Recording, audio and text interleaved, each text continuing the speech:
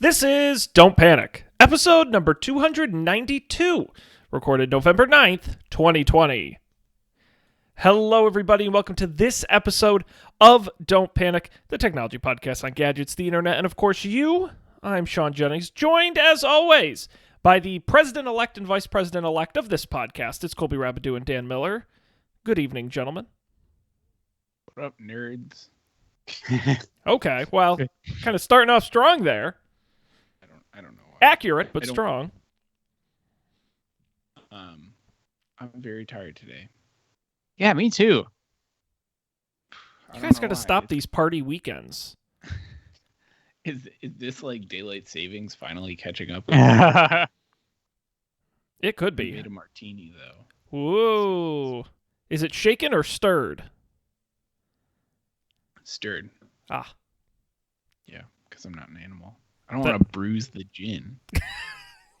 You'd be so much fun next to James Bond. Shaken, not stirred. Actually. I feel like I'm pretty sure I said this on the James Bond episode of Up for Debate that I joined you for. But I think that James Bond getting a shaken not stirred martini was like a character thing, like because he is like plays this fancy rich guy, but like really he's like a nothing British guy, and like a fancy rich person would never get a martini shaken not stirred. That's blasphemous, but he would do it anyways. It was like a nod to his playing the part or something. I thought it was interesting. I also think it makes a good line in a movie rather than "I'll take a regular drink." Regular. Barkeep, one beverage. Yes, I'll have a light beer. Miller Lite, please. Your finest O'Doul's. So what's up with you folks? What's good? Well, we had some good news this weekend. I think I might have exhaled for the first time in like 4 years this weekend. Yeah, this is much more positive than our last post-election get-together, I will say. We're not panicking like, oh boy, I think we spent the last talking about like encrypted messaging and like, oh no, Yeah. what's all the like, what are we going to do? Right. And we survived. Yeah, I forgot about that. Right. Do you think that's the only time we've ever panicked on the show? Yes, it is the only episode, I believe, where we talked about zero tech news for the entire episode. I believe that's the only one. Yeah. Well, I think it was warranted at the time, but we made it through. We did it. We did. I mean, I know you guys were busy last week voting in Pennsylvania, Michigan, Arizona, Nevada. Just getting Georgia, just getting your vote once, vote twice, vote early, vote often. And you made your voices heard. Yes. Did I tell you about my voting saga? I don't remember. Like that I finally did the early voting thing, and I waited in line for hours, and it was like the day it was snowing. Did I tell a story? No, I think we were off the week before the election. Yeah, so I thought I was going to be smart, and I decided to vote early because that seemed like the smart thing to do. You spread out all the voting over a week, right? And I decided to vote at the end of the week. And New York City was doing voting for like 2 weekends and the week in between. So I was like, I'll vote on the Friday. I figured that it'll be extremely busy on the first weekend and busy throughout the week, but it'll taper off because New Yorkers would love to get in line. If there's a fucking line for something, they're like, get me in that line. I'm getting in that line and I'm going to stand here and do it as soon as possible. So I was like, no, I'm not going to do that. So I was going to do it Friday. Actually, maybe it wasn't. That's right. It wasn't even supposed to be the second weekend. It was just one weekend and then the following weekend that was going to end on Friday. And so I'm watching the lines out my window all week, which I can see clearly. And the lines are not getting smaller. The lines are always like wrapped around the block 2 or 3 times. And so finally it's Friday morning, and like this is what they prepare you for. They're like, don't don't not go because of a line. Mm-hmm. So I go. I'm like, well, screw it. Okay, I guess this is my life. So I it's the coldest night of the season so far. I get up at 6 a.m. and I get in the line. Polls open at 7. I wait there for an hour and nobody's moving. And and I left my apartment. When I got up, I looked out and I could see like, yep, it's at least wrapped around one time, but not twice. And so I left the apartment and I went towards where I knew the end of the line was. And by the time I got to the end of the line had grown to wrap around the block another time.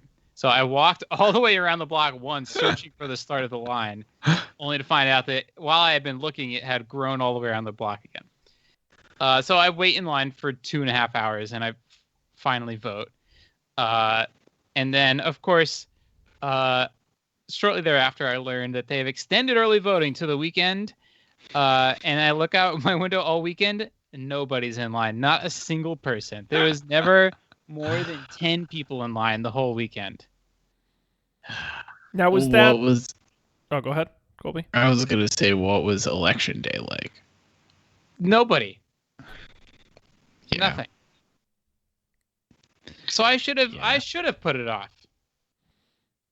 I was thinking about it. On Friday, I was like, maybe I should just go on election day. Maybe no one's going to show up on election day.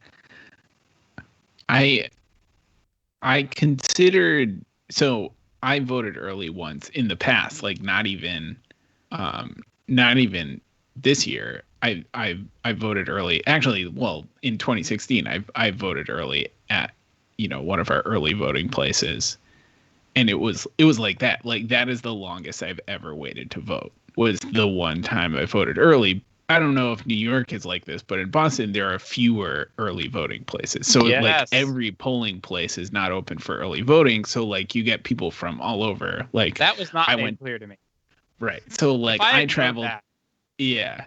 I traveled to like further than I would have otherwise to go to the Boston Public Library to vote early. And like I had to wait in line. But like every other election I voted in person. Here, I just like I maybe waited in line behind 3 people, 4 people, especially if you go in the middle of the day. I'm sure it like gets busy like it, before and after work, but like I just went at like noon, breezed right through. But that's crazy. I mean, it is. It's fascinating. I mean, we're learning as we live it in history just how different voting systems and processes and rules are state to state.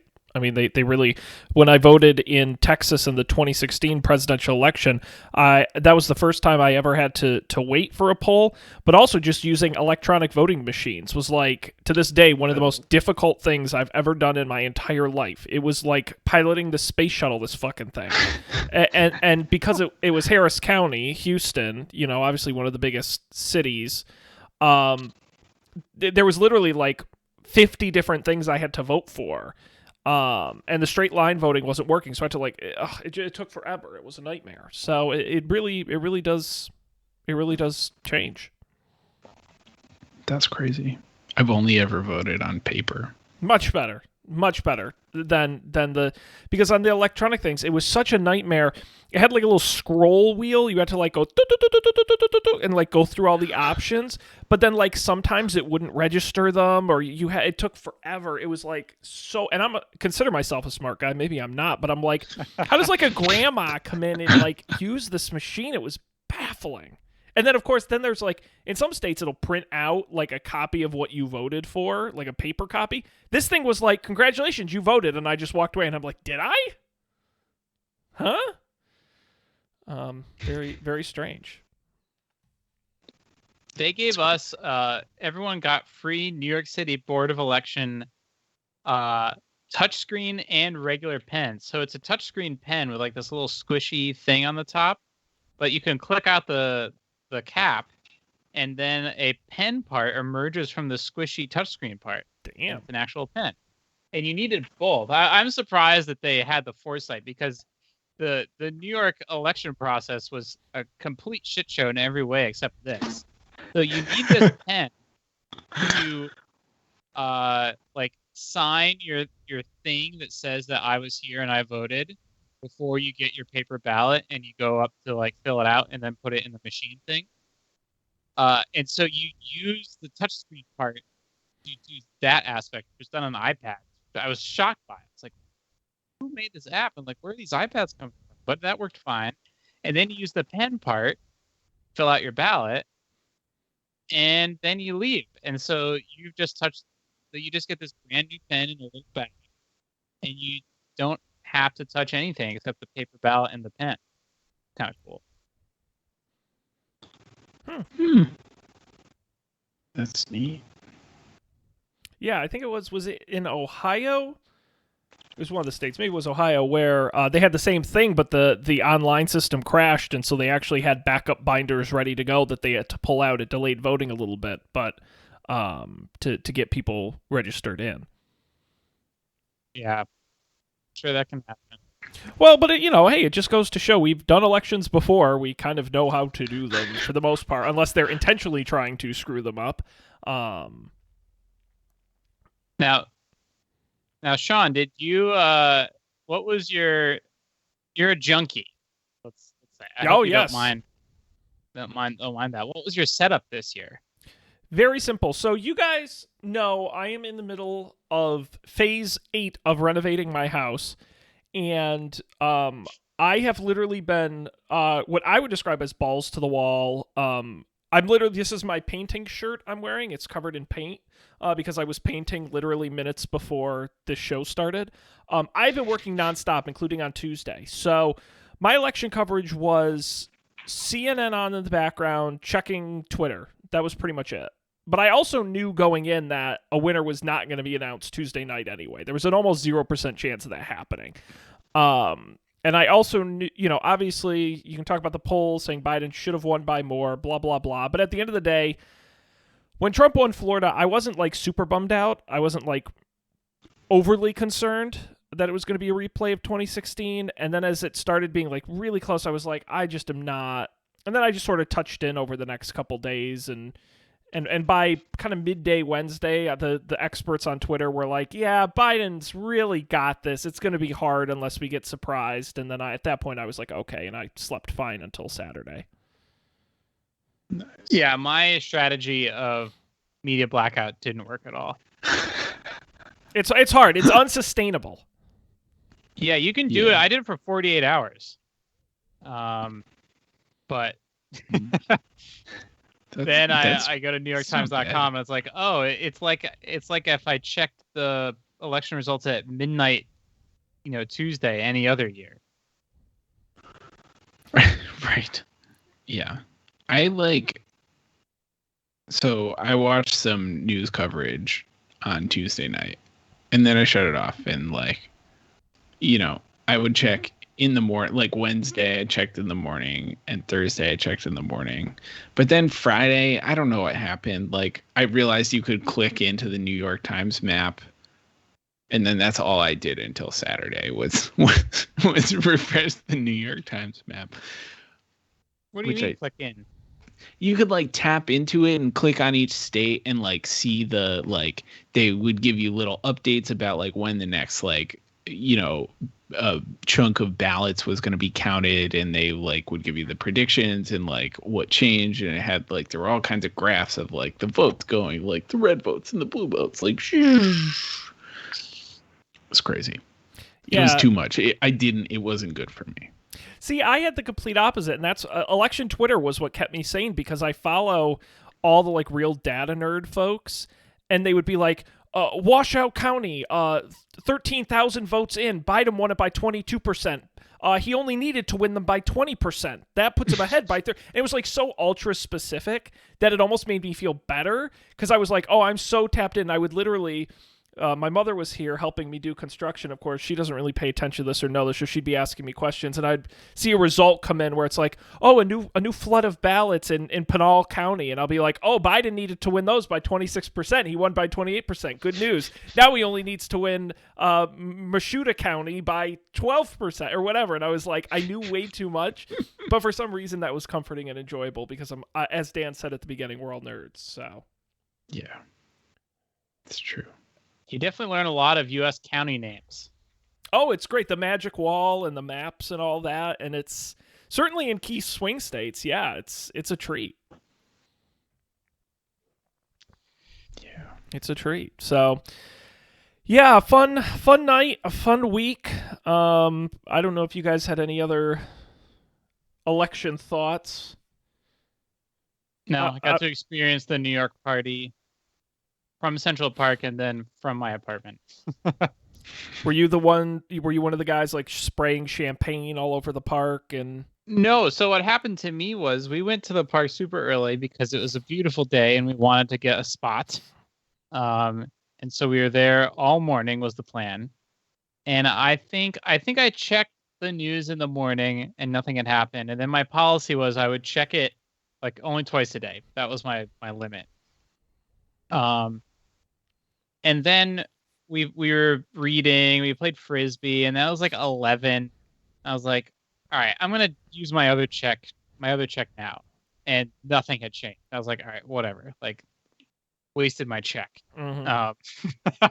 And then, like, we were reading more, and they're like, all right, let's play some more Frisbee. We were playing Frisbee, and then everyone's cheering. You're like, oh, right, okay. That's the sign. But the party was not as crazy in the park as it was on the streets. Mm-hmm. But we also knew that given the virus rates, I was like, okay, time to go. And going up. And glad I got to experience this. See y'all later. Very smart. Nice. Yeah. I didn't party, but I did in my apartment, I guess. I had a painting party, so there you go. You drink wine and you try to replicate famous works of art. Yeah, if by famous works of art you mean just simply staying within the lines on a wall, yes. It's hard to do when you're drinking wine. Yeah, and at night when it's dark, as I've learned, because all the lighting is very bad down there. That's why I bought all new lights, but I'm not installing them until the paint's done. And so after the sun goes down, it is not easy to see where you're painting. So it was funny. We'd paint until like 10, 11 o'clock at night, and then we'd wake up the next morning and look and be like, what the hell were we thinking? Like, it looked awful, like missed spots. It's just been the absolute worst. Oh, that's tough. But trying to do everything all at once on a time schedule is I would imagine is pretty particularly difficult. Well, I will say there is an extremely slight tech angle to it, which is I needed to make a to-do list, but I'm not really a list making kind of guy. And so I don't have a dedicated app for that. And I'm like, oh, I know, I'll just use Notes. Like, I'll just put a list in Notes, right? Notes is the worst. Notes is so bad. Like, I would have thought that you could put a list in it. Well, you can, but it's like, if you want to, like, cross something out or bold something or, like, even just, like, select and copy something, that's just some of my to-do list right there. And it goes beyond that. Mm-hmm. But no, I found it just an enormous pain to use. And I'm like, this is awful. Things on here include, not that anyone care, install laundry light, window blinds, outside lights, install toilet seat, wash wood floors, fix outside water spout, put handles on fence door, dimmer switch for kitchen, new bathroom wall light, new bathroom faucet, new shower light, so on and so forth. So. Yeah. I just use reminders usually for lists of things. Yeah, maybe that would have been. I do like reminders. I do use reminders a lot. But do you ever use Siri to set reminders? I feel like I should, and yeah, I don't. I do. I don't usually. I use it if, like, happens to me all the time that Lena says to me, hey, Dan, remind me to do this tonight. And then I turn to Siri and I say, hey, Dingus, remind me to do this tonight. And that works beautifully. I'm going to have to start doing it. Because I'm a big, like, I got to bring something to work tomorrow, and I will forget by the morning type guy. It usually remind me to do something the next day. So it seems like a good use for that. Yeah, I guess that's what I do Siri too. works well for. Yeah, I genuinely forget my phone has Siri. Just never use it. Yeah. Since I got my new phone, I just never set up Hey Siri, so I keep yelling it every once in a while. Like every 2.5 days, I say, "Hey, please set a timer," and like nothing answers. I was like, "Oh crap!" I like to imagine you screaming, "Why are you ignoring me?" Help! I need help. That's awesome. I will say one thing that I have, not that I was using it a lot, but significantly have used less since COVID started is Apple Pay. Which seems like you'd want to use it more so you're not physically pulling out like credit cards and cash. But because of the face mask, it has become far less useful. Inconvenient. That's why you have an Apple Watch. Did you know on the Apple Watch you don't? Yeah, you just double tap the side. You don't need to do Face ID. But then you're the dork who's paying with the watch. Yeah, but we're all wearing masks. Who cares? I don't want the lady at the food store to judge me. God. Excuse me, sir. Your watch is not money. Oh yeah. Check this. this out. Me just slamming my wrist on the credit card receptacle. I did read it. I don't know if we talked about it in the show that the Apple Pay usage has gone way up. Maybe even Apple said that explicitly. Mm-mm.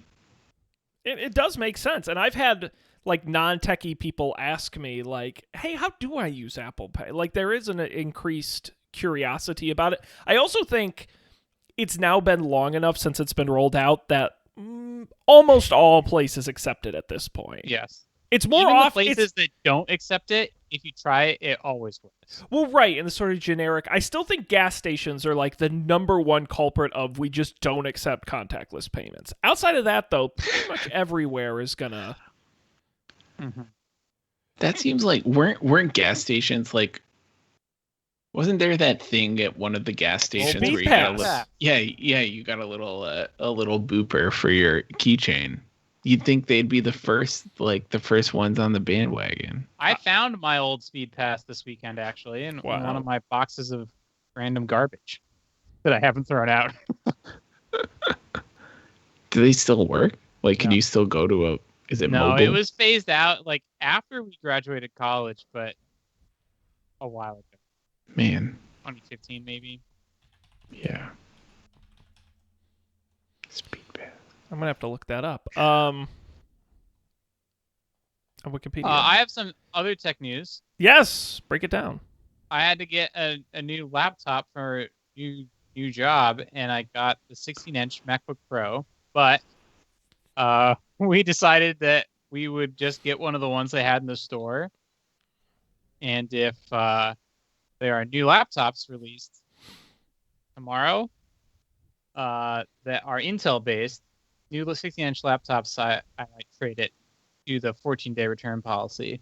Nice. But as of now, I have a 16-inch MacBook Pro with the new keyboard and the slightly smaller touch bar. And it's really fast. I like how fast it is. The only thing is disappointing, and the new keyboard is fine. I think objectively I do like the feel of the butterfly keyboard better, but it's fine. It's probably more reliable. But my only disappointment is no Face ID. I think no Face ID sucks. But when I have the laptop in clamshell mode, it's still like the fans kick up constantly. Oh. And I don't even have this is just a 1440p screen. So, and I remember that being a problem with the last MacBook Pro I had in 2017. So maybe it's true that the Intel stuff really hasn't been progress. Did you say in clamshell mode, Dan? Yeah, that is what I said. Is that a thing? Yeah. With the screen closed. Yeah. So one thing, last time we did a show, I think I picked my vertical laptop stand. And one thing I've noticed is if I put my laptop in the stand with the vent facing up, like straight up, I get way less fan action than I do if I just have the laptop like flat down on a desk. I do have an old vertical stand I used today, but now that you mention it, I had the fans pointed down. Yeah. So I don't know. I could be imagining it, but it seems like if you have no fan obstruction and like the back, like the part that gets really hot, Mm-hmm. like not touching anything, it seems to work a little bit better.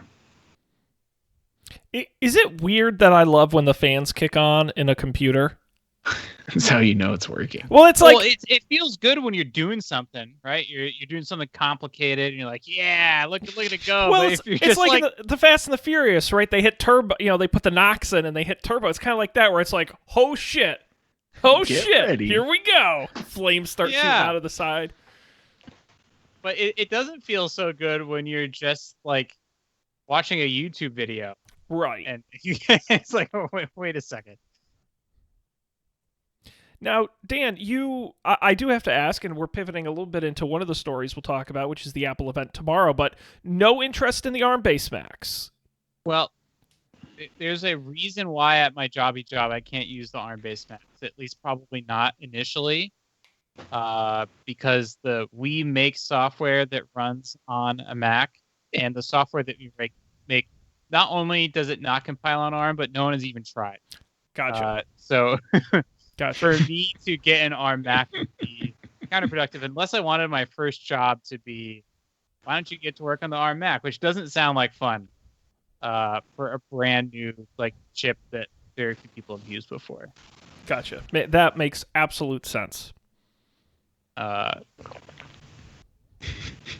Also, I'm still like, I think we talked about this at WWDC, but I'm still waiting to see how the like virtualization story shakes out, and did they make any improvements, or are there instructions in the ARM Macs that are for virtualization? Because they're like, modern Intel CPUs have lots of virtualization specific CPU instructions that help things out a lot.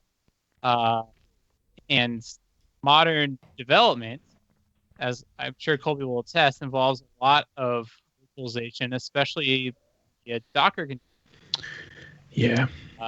And if, like, I know they talked about Docker at WWDC, but I still haven't seen anything that explains how exactly it's going to work. And no one's released any benchmarks because all the people who have that dev kit are on NDA. So I'm really hoping they came up with an awesome solution for that. And again, if anyone at Apple's listening, I know that you know this is a problem, but having native containers on Mac OS would be awesome too. Need both Linux and Mac containers. Maybe that's for a redux of changes. Different show. Dan, I totally understood everything you just said, and I think it sounded great. No, I was going to ask the question, again, an Apple event, one more thing event tomorrow. It's pretty assumed that they're going to talk about the first ARM-based laptops. Do you think there's any, according to the rumors, we're not really going to see big design changes, but I'm curious if you guys could add a non-chip feature or something you'd like to see announced in new MacBooks. What might they be? Hardware feature. Yeah. Yeah. I was going to say like really, really, really long battery life. Well, you might get that. Maybe. I mean, I think like was it what you said? Face ID, I think, is a yeah. Or like here's another thing. With the laptop in clamshell mode, I can't use Touch ID. Mm-hmm. So yeah. I'm missing out on that right now, which sucks. You probably wouldn't be able to use Face ID either. That's a good point. Yeah. Good point, Colby. I would be interested in a laptop with a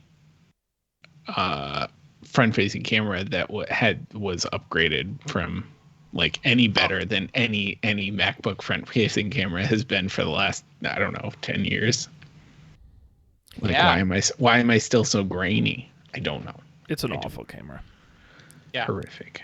But that's a really good one, Colby. But then let me ask this, right? In a hypothetical, would you take the exchange of we'll give you Face ID and a better camera on the laptop, but there's a notch in the screen like there is on the iPhone? Do you take that trade-off?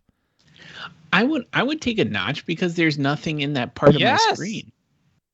Yeah, the middle of the bar is usually free. And I guess the OS could know to flow those menu bar items around the notch. Ooh, a little curved sort of whoosh right in the middle. No, Wow. I just mean like align them entirely. Like move them to the right or something. Maybe a curved whoosh. But that's actually, Sean, that's not a bad idea because that would require no changes to any applications because applications can't use that space anyways for the most part. Right. Yeah. That'd be cool. Interesting. I think we're maybe a year or two away from touch screens on these MacBooks. Because as they're doing the whole, whatever they call it, where they're smashing the iPad and Mac apps together, whatever the name for that was, I can't think of. Catalyst? Yeah, sure. That sounds right. It's not like we're supposed to know these things. But I think we'll eventually get the touch screens in the laptops. I think it's too early for that. Yeah. I mean, I would like different colors. The new iPhone colors would look so... That blue... Yeah, right? God, that would look good. Or like a red, product red. I mean, you could do a lot of great colors on these. Yeah.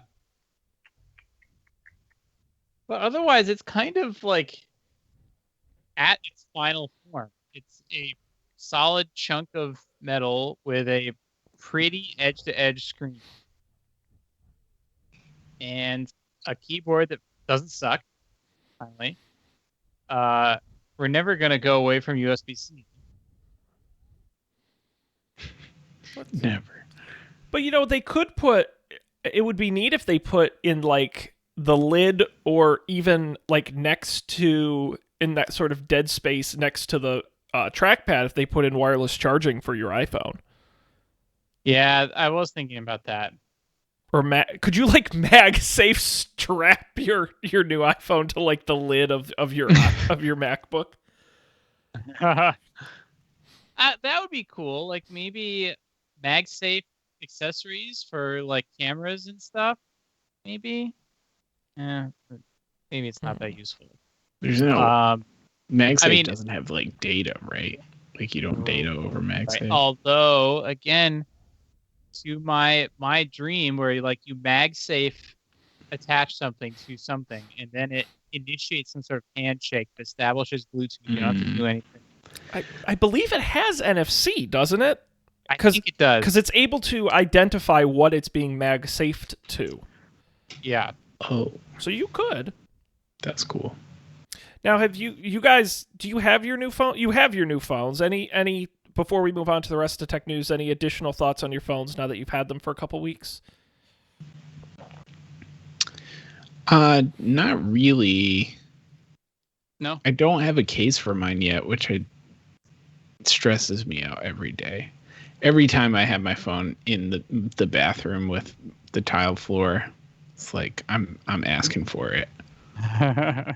I got the I got the clear case. First time ever, because they didn't have the leather cases yet. Right. That's why I don't have a case. Yeah. Well, leather cases are out. Yeah, I mean, it's a fine phone. I like the shape better. The photos seem really good. MagSafe seems really cool. I'm excited about the MagSafe car mount. Hopefully, I'll do lot of driving in the wintertime. But I'm definitely going to wait for reviews on it because it might suck. Yeah. What did you say, Colby? I said the wintertime is when I like to do all my driving. Dan's going to be out there in his Hummer just doing donuts. Back on the Mac thing, while we're dreaming, going back to where I'll be this winter, for the first time ever, I'm like, a cellular antenna in a MacBook would be nice. Yeah. They're going to be working on the road. Yeah. Seems like a great upsell option for them. I'm surprised, considering they already do it in the Apple Watch. It makes sense. Yeah. Mm. But maybe They we'll do see it in the that. iPads too. Idea. I don't know what it was. But 5G, I mean, I think this is the perfect time if they're going to do it. You get it with the 5G, the ultra wideband. You're saying, hey, the speeds are now fast enough where you're going to be able to work your computer off of this thing. But it's got to be I'm wildly speculating, but I have to think it's some kind of, because they have to do all that magic around the outside band of your iPhone to get good reception. And I just wonder, because it's a big chunk of steel, if they just haven't come up with a good way to get an antenna in the MacBook that actually can get you really good reception, and how you would get that. Because in Windows computers, they have them all over, but they're all made of plastic. So I just wonder if there's some sort of tech issue, mechanical issue, although I guess if anyone would solve it, they could do it with the Apple. iPad.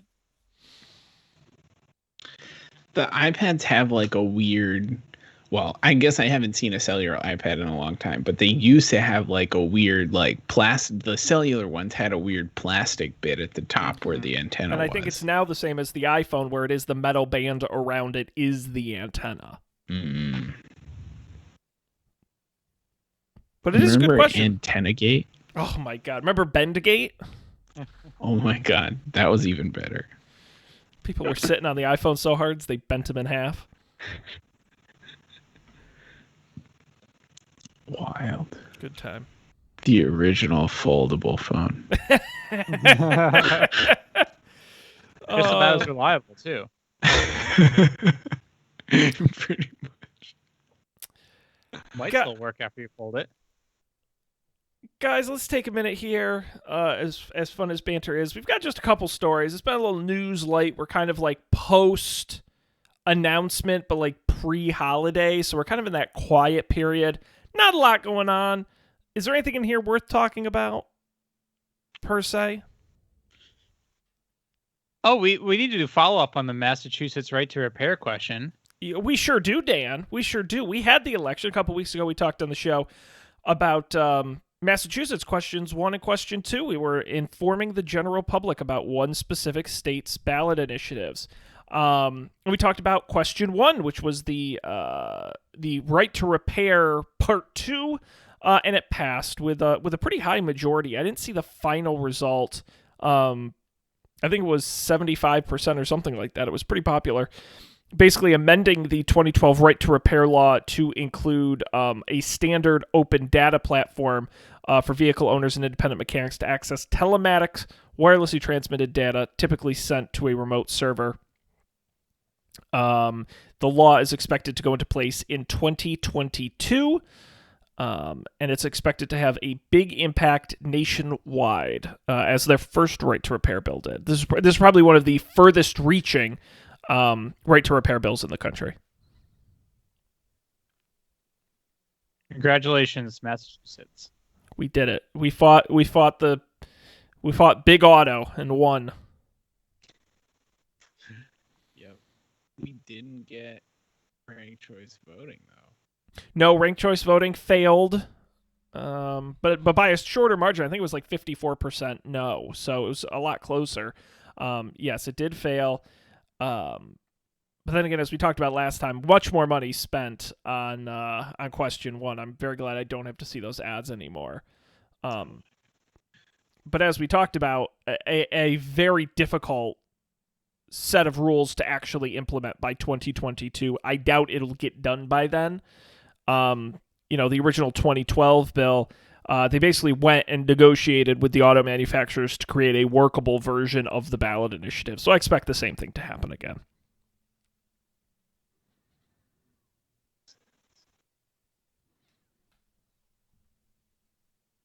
Yep. We also saw the passing of Prop 22 in California, the most expensive ballot measure in California history. $200 million spent by Uber, Lyft, and other gig economy companies.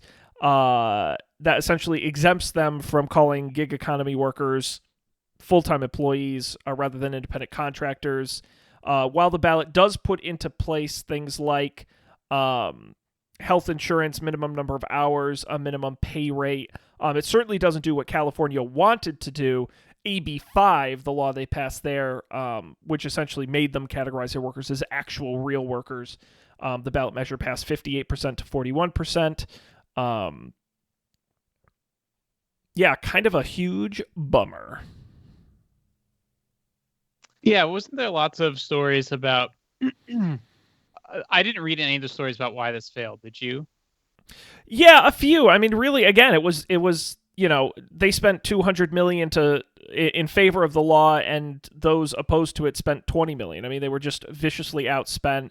Uber and Lyft had all kinds of ads inside their apps saying if Prop 22 passes, or if Prop 22 fails, then we're going to pull out of the state, and it's going to be more expensive, and you're not going to get cars. I mean, they really scared the bejesus out of people without explaining what the law actually does. They basically said, vote for Prop 22. It supports workers, and it gives them health insurance, and it gives them all stuff. What they didn't say is California was making them do that anyway, except in a more comprehensive way.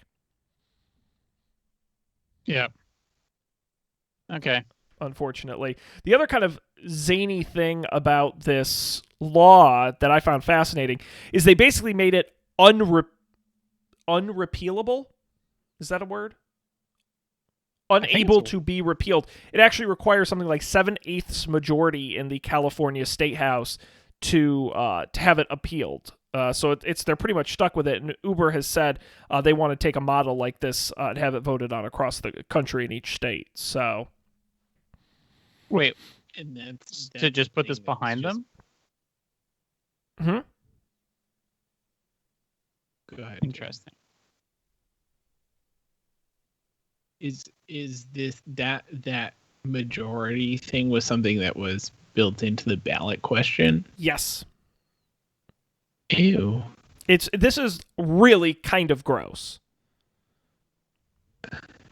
That seems super shady. They won't get paid sick leave. They won't get workers' compensation. They won't get a bunch of other stuff that these workers would have gotten had they been considered just actual employees. Right. And so this is, I guess I don't know how ballot questions work everywhere, but I feel like the ones in Massachusetts are like, the legislature still is going to have a go at the right to repair stuff that we passed, and like, it just because we voted on this ballot question does not mean that is exactly what the law is going to be, I guess, is the... Yeah, it's interesting. And again, I'm sort of speaking as someone who's definitely not an expert, but you can't just put anything in a ballot question. I can't make a law that like murder's legal and then it like becomes a ballot question and people vote on it. It actually has to be like the state has to say what you're proposing is legal and like if it were passed could become a law. And California is known as one of the easiest states in the country to get something on the ballot. That's why there's like 30 of them on the ballot every year. Massachusetts, much harder. So when Massachusetts has their questions written, they're usually written a little more vague, where it's like, here's the purpose of the bill, and it's going to be implemented in a year or two. How it's actually done is like TBD, and they write it that way. In California, they can get away with writing a lot more into the laws, and how things are defined and those sorts of things. So it's just, again, it's that different, certain states just have different rules about how things get on the ballot, and that's why some states usually have a lot of ballot initiatives, some states never have them, because it's almost impossible. That's 3 states in the election this past week actually had ballot initiatives that, if passed, would make it harder to have future ballot initiatives. And all 3 of them failed, by the way. It was sort of a GOP power grab to make sure that people couldn't use ballot initiatives to get around their unpopular positions, like raising the minimum wage and things like that. Democracy is so inconvenient. Well, that's one of the other major stories of this election. Marijuana legalization passing in 5 states. A couple others, minimum wage at $15 passing in California. Or in Florida, I mean, and a couple other similar type things happening in other states. So it's exciting. Or Oregon passing the medical use of psychedelic mushrooms. Wild. And was it was it Oregon? Oregon basically passed a measure that decriminalizes basically small amounts of any drugs. Now, what? I don't know if you know the answer to this, but what was the law that criminalized all of these drugs in the first place? Well, there's kind of a bunch of different levels to drug laws. On the federal level, you basically... The government doesn't outlaw drugs, per se. There are federal statutes when you're, like, selling and dealing drugs in massive quantities, but, like, possession and stuff, the federal government doesn't care about. They care about the money aspect, and that's why in states where it's legal, it's still not legal to, like... It's still kind of a cash business because federally, financially, it's not legal. Then in a per state basis is where you start to get into the lower level laws and things like that. So it's quite complex. The states absolutely have the right to decriminalize it. It just becomes then like an IRS financial thing at the federal government level. And that's one of the things, like I said, legalizing marijuana, very popular nationwide. A lot of people are pushing Joe Biden, something he could do just through an executive action or just simply asking the DEA to take marijuana off as a Schedule 1 narcotic, I think it is. I always mix them up. Which would not legalize it per se, because states could still outlaw it, but it would make it legal to buy and sell where states allow it. Yeah. And part of the weirdness, right, with states where it is legal is that federally it's still technically illegal. So like right. Banks don't want anything to do with like the marijuana companies because which makes it less legitimate. Right. Indeed. Yeah, I think it's fully legal in something like 15 states, and once you add in medical marijuana and also like just simply reducing possession charges, you're over like 25, 30 states at that point. So, right. Definitely. Charles, what do you think? Charles is just a lunatic. He's in a new house. He's figuring it all out. He's figuring it all out, but he's happy the contractor's gone. The big scary man with the drills and the saws. So Charles is not pro magic mushrooms. He's open for anything. He's the original party cat. He's open for anything. As long as you pet him while he's high, he's happy. I mean, you give him a little catnip and, you know, the original party drug. That's what my mother's dog got a hold of one of the cat's toys with catnip. She's like, "Is catnip? Can dogs have catnip?" And I'm like, "Probably. I don't know." It certainly didn't. He didn't go crazy over it. So, for whatever that's worth. Well, did you guys have any picks this week? I've been trying to think of one, and I can't come up with one. That's okay. I'm in a similar position. Well, how about this? Maybe instead of picks, you guys can say what role in Joe Biden's cabinet you would like to be nominated for. Okay. Because he's looking for folks. So I will do my pick, and you two think about, maybe you want to be Secretary of State, maybe you want to go to agriculture or transportation or the FDA, the CDC. I mean, you guys got a ton of choices. My pick this week, I'm really diving into the self-care thing. I talked a couple weeks ago about the new fancy multivitamins I was taking, but I have terrible skin. Both my parents have terrible skin. I'm going to age horribly. I'm going to be like a ghoul when I'm older. No offense to my parents. But it's just not going to end well. My skin is already, and you can clearly see, especially because of the lighting in here, the bags under my eyes. I look like I'm squinting all the time, and they're just like so dark. It's awful. And so I figured I had to do something about it. I Googled around. I decided to try Brickell men's products, which, if the name doesn't give it away, they're products for men. And they have all kinds of face, hair, body, shave, acne, all those sorts of creams and salves and pastes and sorts of things. They actually have a free sample kit which is actually very nice. They're little bottles of kind of everything they sell. I recommend it's free. It literally is free. Like, they don't even try and gimmick you. Like, it actually is free.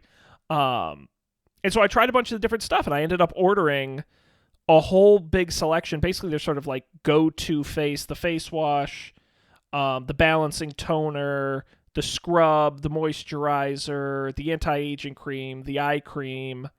Sort of they're like, this is what you should do every day in the morning and evening routine. And I do think it's made my skin look a lot better and feel better. It's nice stuff. It smells nice. It seems like it's made nice.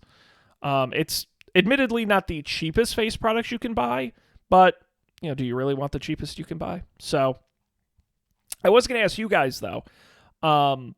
Obviously, I am trying to up my beauty game. I wasn't impressed with Brickell's shampoos and conditioners, so I didn't get them, but I am looking for a new... Do you guys have fancy shampoo and conditioner you can recommend? Because I'm using Head & Shoulders now, and it's fine, but it's not doing great things for my hair. I use Pantene Pro V. That's the secret to Colby's hair. That's basically what I've used my entire life. I don't know. Yeah, It could be. I can put my shampoo in the show notes. It's Baxter California Daily Fortifying Shampoo.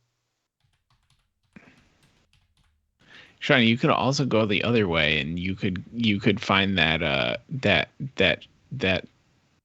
product that friend of the show Matt used to have in college that was three in one shampoo, conditioner, and body wash. Used that in college too. Actually, Brickell Men's does have a 3-in-1, so I will say. There you go. It was just a money saving measure. It was efficient. I thought you were gonna say I should do the old Shark Tank thing of like, and I couldn't find anything, so I started making my own shampoo, and people told me they really liked it. There you go. Yeah, this is great. This Baxter of California. I'm gonna try this, Stan. It's good. It's a little expensive, but feels good. Feels good, as Colby would say. Nope. I think that's awesome. I definitely need an upgrade, so I'll give it a shot. I'll report back. That's awesome. So that's my pick this week. Did you guys have any thoughts on? Yes. Okay, break it down. I'm looking here at the list of cabinet officials. And while it seems like, given our previous conversation or my tweets recently, Secretary of the Interior could be good and is a little bit under the radar. Oh, sure. I wouldn't want to be one of these, Secretary, Treasury Secretary, State. Like, it's like so much work, so much pressure, right? Or you got the administrator of the Environmental Protection Agency. That could also be good. Good choices. I like them. I'm also looking at the webpage that lists all the cabinet members. I thought there were more. There's not that many. I thought I was going to be able to scroll like way deep in this list and find some like really weird ones, but like there's pretty much just the ones you've heard of. Well, and I don't know if I'm qualified to do any of these things. Now, the Office of Management and Budget. Oh, that's a powerful one. You control all the money. That's a big true. one. That's true. Or whatever the GSA is, which is like the independent oversight arm of the government. I could oversee stuff. No. Hey, you. I see you. I saw that. You could go into this historical chart of past cabinet positions. Oh, there you go. Chair of the Council of Economic Advisors. Director of the Office of National Drug Control Policy. Secretary of the Air Force. That would be cool. Maybe you could just be the guy who walks the dog because, Joe Biden is bringing dogs back to the White House. He has 2 dogs. Right, 2 dogs. It's a lot of dogs. Someone's got to do it. Yeah, I can do that. I don't have any professional dog walking experience, but honestly, if you had asked me this question a year ago, I would have said no questions asked, Postmaster General. You get to be a general, for one.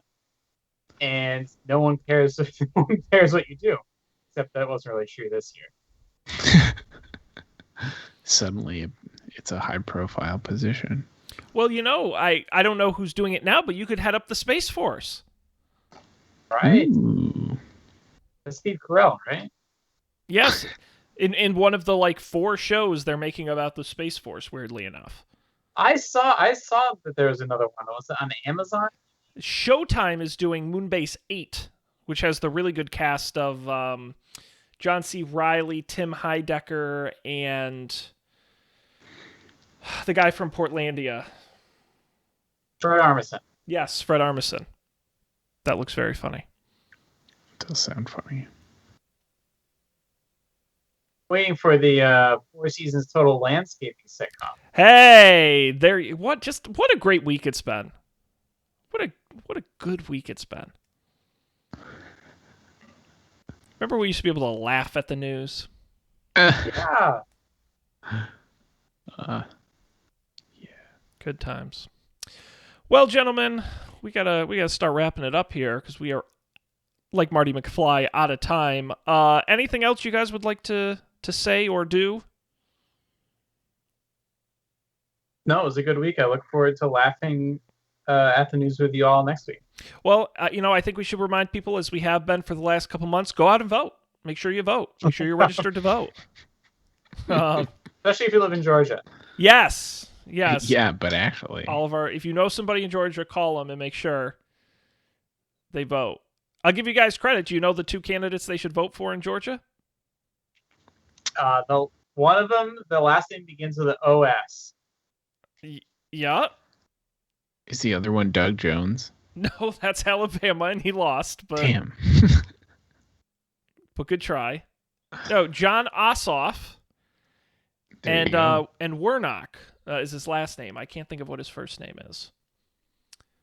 Warnock. Yes, don't vote for Purdue or Loeffler. They're bad.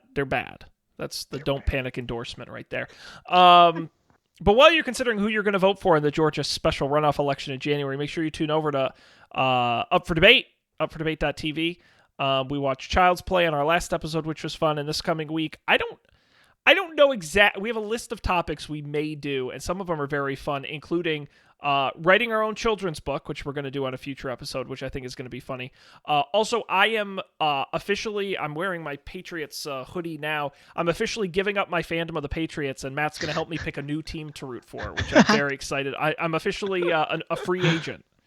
Nice. In the fandom space, so I'm excited for that. It's great stuff over there, upfordebate.tv. Check it out. Precipitated that. Honestly, I just came to, and people are going to say, look, I'm going to take all the shit because they say, oh, now that the Patriots aren't good, you don't want to be a fan. That's not it. I get the timing suspicious. I get that. The thing is, when you're a child and you grow up in a household, you're just a fan of that team. You don't get to choose. Right. And now that I'm an adult, I've realized, the Patriots kind of suck. Tom Brady sucks. He's kind of as soon as it's Tom Brady's yeah, we got to get Antonio Brown down here. The really, crappy guy who's kind of a jerk and just a bad person. I mean, he's just, not a good guy. And Robert Kraft is just, everyone's oh, he's nice. It's but no, he's kind of just a shitty rich guy like everyone else. Yeah. And maybe it sucks that they won so much. Yes, I enjoyed it, but it's I never was a huge fan of the Patriots. I never knew who all the players were, or I didn't watch all the games. I was just a fan because they were the local team, and so I want a team I can actually get excited about, and the history of, and the players, and a team I can root for who's not good now that I can root for as they get good. So I think it's going to be an interesting experience. Do you have any candidates, or I will say clean slate? No, there are certain teams I won't choose. I don't want the Patriots, obviously, and I don't want any, always good teams. I'm also doing the same experiment in basketball, too. But I don't want, probably not, the Steelers, definitely not the Giants, just because they're gross. I kind of want just, a middling team. Yeah, the Giants good. The Chargers, I think, is, might be a good team, where it's they've never been great, But they have had good teams and interesting players and an interesting history, or like... So do you want a team that's been around like the whole time? No, I would pick an expansion team. I don't have like, I think the Tennessee Titans maybe might be an interesting choice. Back when they were the Oilers, and they sort of have a unique history, or the Rams even have a unique history. But I do kind of want just like a kind of forgettable team. But I don't want a team that's like the Browns. I don't know if I would choose, because I think it's like they've become so associated with being bad, it's just not fun anymore. So, or like the Bengals, I don't know, maybe. I don't know. Matt's gonna help me out. He just picked some new teams to root for now that he's moved back up above the Mason-Dixon line. So he's gonna help me out. It's gonna be fun. So if anyone out there has any suggestions, please let me know. The Bills, maybe? I don't know. But this show's Don't Panic at don'tpanic.io, our great website. Go there, check it out. All the episodes and the picks are there. And of course, you can get us wherever you subscribe to podcasts. Check us out, get us there, video version on YouTube, and of course, follow us at Don't Panic Show on Twitter, or email us don'tpanicshow@gmail.com. Oh, okay, and that's it. I think that's it. We got to stop. We got some exciting stuff to go do, so we're gonna end it here. But we'll be back next week. On behalf of Colby and Dan, I'm Sean. Thanks for being here. We'll see you again for another Don't Panic.